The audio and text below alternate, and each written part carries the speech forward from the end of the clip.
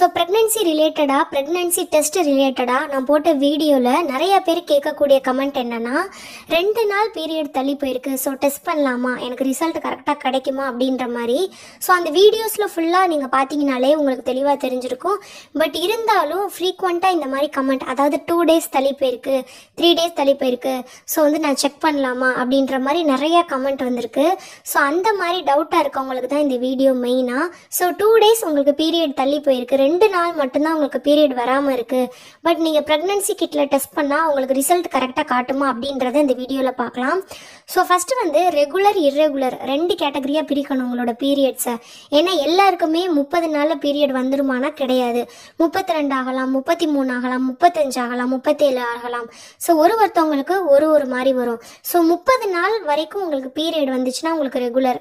So 35க்கு மேலே போச்சுன்னா உங்களுக்கு கொஞ்சம் இர்ரெகுலர் பீரியட்.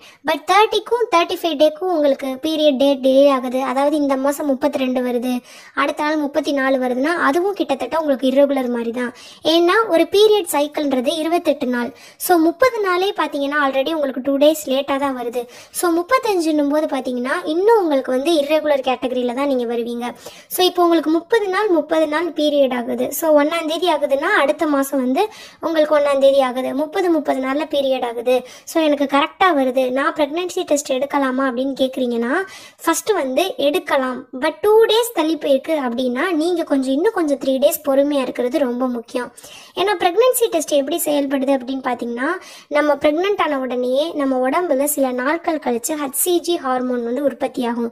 அந்த HCG ஹார்மோன் உற்பத்தியாகி அது நம்ம உடம்புல கலந்து இருந்தால் மட்டும்தான் அந்த யூரின்ல அந்த HCG ஹார்மோன் இருக்கும். நம்மளோட கிட்ல நம்ம யூரின் டிராப்ஸ் போடுறோம் இல்லையா, அந்த யூரின்ல HCG ஹார்மோன் இருந்தால் நமக்கு டபுள் லைன் பாசிட்டிவ் காட்டும். ஒரு லைன் மட்டும் இருக்கு அப்படின்னா நம்ம உடம்புல HCG ஹார்மோன் இல்லை, அதாவது நம்ம பிரெக்னென்ட் இல்லை அப்படின்னு அர்த்தம். ஸோ பிரெக்னென்ட் ஆன உடனே இந்த HCG ஹார்மோன் வந்துருமா அப்படின்னு கேட்டால் கிடையாது.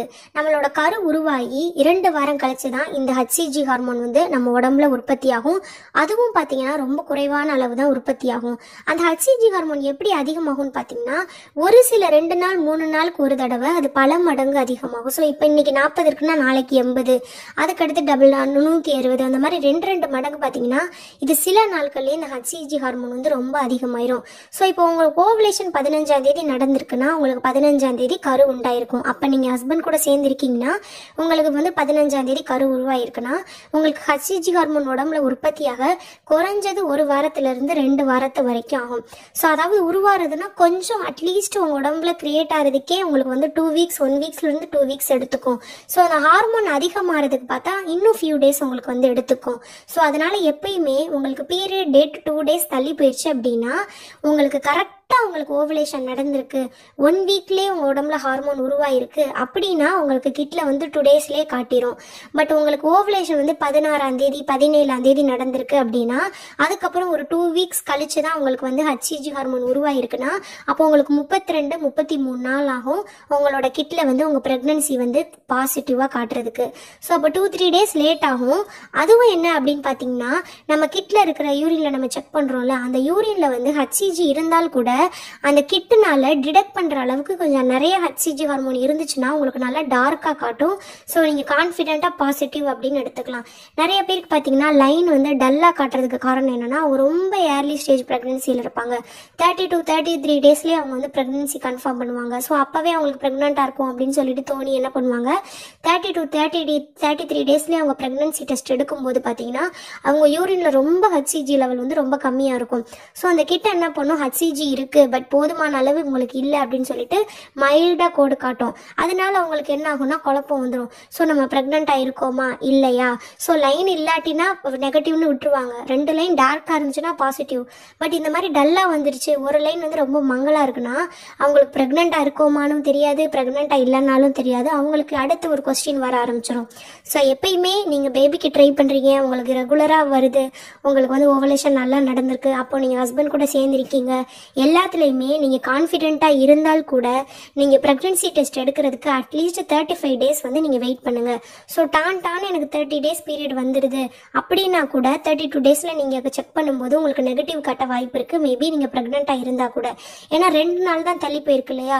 ஸோ உங்களுக்கு ரொம்ப ஏர்லி ஸ்டேஜில் இருக்கும் ப்ரெக்னென்சி. HCG லெவல் ரொம்ப கம்மியாக இருக்கும். அப்போம்போது உங்களுக்கு என்ன ஆகும்னா நெகட்டிவ் காட்டும், இல்லைனா கோடு வந்து ரொம்ப லைட்டாக காட்டும். ஸோ அது உங்களுக்கு ஒரு கன்ஃபியூஷன் ஆயிரும். ஸோ எப்பயுமே டோட்டலாக 5 டேஸ் தள்ளி போகுதா அப்படின்னு பாருங்கள். ஏன்னா பீரியட் தள்ளி போகிறதுக்கு நிறைய ரீசன் இருக்குது. ரெகுலராக வர்றவங்களுக்கு கூட 2-3 நாட்கள் வந்து சடனாக பீரியட் தள்ளி போகும். பட் அவங்க பீரியட் ஆயிடுவாங்க. ஆனால் இந்த ப்ரெக்னெண்ட்டாக இருக்கும்போது 2-3 நாள் தள்ளி போனால் ப்ரெக்னெண்ட்டாக இருப்போம் அப்படின்னு நம்ம நினைக்கிறோம்ல, அதாவது பேபிக்கு ட்ரை பண்ணும்போது இந்த மாதிரி 2-3 நாள் தள்ளி போனால் அவங்களுக்கு மேபி நம்ம ப்ரெக்னெண்ட்டாக இருப்போமோ அப்படின்னு ரொம்ப எக்ஸைட் ஆகிட்டு ஒரு 2 நாள்லேயே என்ன பண்ணுவாங்க, ப்ரெக்னென்சி டெஸ்ட் எடுத்துருவாங்க. மேபி அப்போ அவங்க ப்ரெக்னெண்ட்டாக இல்லை அப்படின்னா அவங்களுக்கு கஷ்டம் தான். ஸோ அவங்களுக்கு கஷ்டம். ஸோ நம்ம ப்ரெக்னென்சி டெஸ்ட் எடுக்க போகிறோம்னாலே ஹஸ்பண்டுக்கு தெரிஞ்சிடும். ஸோ மேபி பீரியட் 2-3 நாளில் கிட்ட செக் பண்ணி நெகட்டிவ்னு காட்டிடுச்சுன்னா ஸோ ஹஸ்பண்டுக்கும் கஷ்டம். ஸோ அதனால் இந்த மாதிரி குழப்பம்லாம் வராமல் இருக்கிறதுக்கு 35 டேஸ் வரைக்கும் நீங்கள் ஃபுல்லாக வெயிட் பண்ணுங்கள்.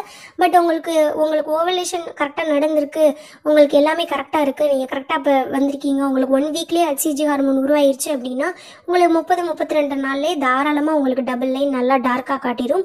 பட் இருந்தால் கூட நீங்கள் 32 நாள் பார்க்கும்போது உங்களுக்கு மங்களாவோ இல்லை நெகட்டிவாவோ காட்டிடுச்சுன்னா அது தேவையில்லாத ஒரு டென்ஷன். ஸோ ஒரு 5 டேஸ் வந்து நீங்கள் வெயிட் பண்ணி பார்த்துட்டு பண்ணலாம். இது இர்ரெகுலராக இருக்கிறவங்களுக்கு இருந்தீங்கன்னா நீங்கள் 40 45 நாள் வரைக்கும் நீங்கள் வெயிட் பண்ணிவிட்டு ப்ரெக்னென்சி டெஸ்ட் பண்ணலாம் தாராளமாக. ஸோ இது சம்மந்தப்பட்ட வீடியோவை நான் உங்களுக்கு எண்ட் ஸ்க்ரீனில் கொடுக்குறேன். இர்ரெகுலராக இருக்கவங்க எத்தனை டேஸில் செக் பண்ணணும், அந்த டேஸ் எப்படி கால்குலேட் பண்ணணும் அப்படின்றத உங்களோட அந்த வீடியோட எண்டில் நான் ஸ்க்ரீனில் அந்த வீடியோ கொடுக்குறேன். நீங்கள் உங்களுக்கு இர்ரெகுலர் இருக்கவங்கன்னா அந்த வீடியோ ஃபுல்லாக பாருங்கள், கிளியராக புரியும். ஸோ இதுக்காக தான் இந்த வீடியோ. உங்களுக்கு ப்ரெக்னென்சி டெஸ்ட்டு சம்மந்தப்பட்டது, ப்ரெக்னென்சி சம்மந்தப்பட்ட ஏதாவது உங்களுக்கு டவுட் இருக்குது அப்படின்னா நீங்கள் கமெண்ட்டில் மென்ஷன் பண்ணுங்கள். கண்டிப்பாக ரிப்ளை பண்ணுறேன். அந்த சம்மந்தப்பட்ட வீடியோ போட ட்ரை பண்ணுறேன்.